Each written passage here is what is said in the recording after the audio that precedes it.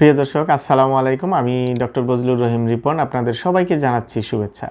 প্রিয় দর্শক, অনেক রোগী তারা বলেন যে দীর্ঘদিন যাবৎ ঘাড়ে ব্যথায় ভুগছেন এবং এই ব্যথা অনেক সময় দেখা যায় ঘাড় থেকে কাঁধের এই দিকে চলে আসে, আবার কারো কারো ক্ষেত্রে এরকম হাতে চলে আসে, আবার আঙ্গুল পর্যন্ত চলে আসতে পারে। এবং অনেকেই বলে যে এই ব্যথার সাথে কোনো কোনো সময় ঝিঝি, অবশ এবং ভারী ভারীও অনুভব করেন। প্রিয় দর্শক, এই যে কাঁধে ব্যথা, হাতে ঝিঝি, অবশ ভারী ভারী, এর কারণটি কি? এর মেইন কারণ হলো, যদি ঘাড়ে থেকে যে নার্ভটি হাতের দিকে চলে আসছে সেই নার্ভের মধ্যে যদি কোনো কারণে চাপ পড়ে, তখন এই ধরনের উপসর্গ দেখা দেয়, যেটিকে বলা হয় সার্ভাইক্যাল রেডিকুলোপ্যাথি।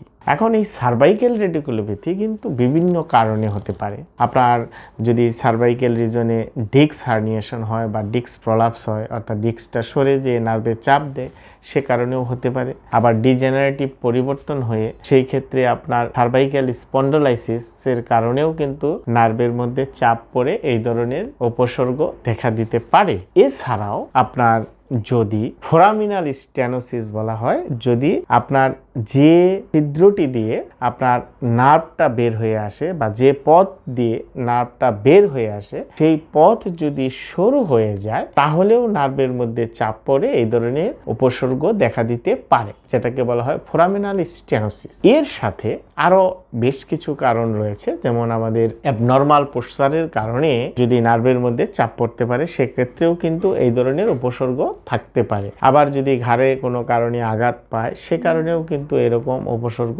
থাকতে পারে। তো এরকম নানাবিধ কারণেই এরকম সার্ভাইক্যাল রেডিকুলোপ্যাথি বা ঘাড়ে ব্যথা, হাতে ঝিঝি, অবশ ভারী ভারী হতে পারে। তো এই ধরনের সার্ভাইক্যাল রেডিকুলোপ্যাথির ক্ষেত্রে আসলে মূল চিকিৎসা ব্যবস্থাটা কি? দুই ধরনের চিকিৎসা ব্যবস্থা, একটা হচ্ছে অপারেটিভ আর একটা হচ্ছে কনজারভেটিভ।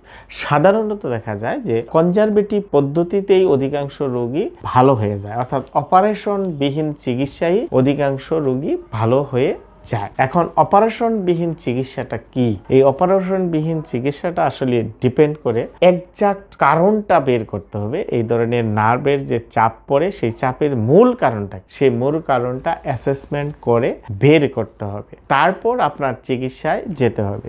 এবং চিকিৎসাটা ডিপেন্ড করে ব্যথাটা কি না অল্প সময়ের নাকি দীর্ঘদিনের, অর্থাৎ অ্যাকুয়েট কন্ডিশন নাকি ক্রনিক কন্ডিশন। দুইটা কন্ডিশনের মধ্যে কিন্তু চিকিৎসার একটা ভেরিয়েশন আছে, ডিফার আছে।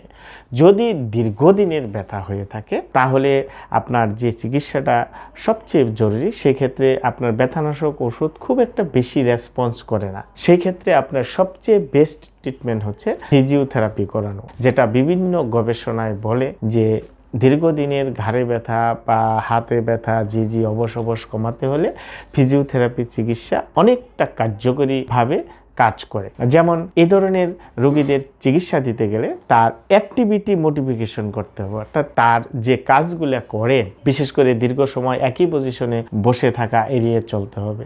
একটা নির্দিষ্ট সময় পর পর তাকে একটু পজিশন চেঞ্জ করতে হবে এবং আমাদের পোস্চারটাকে কারেকশন করতে হবে, আমাদের আর্গোনমিকটাকে কারেকশন করতে হবে।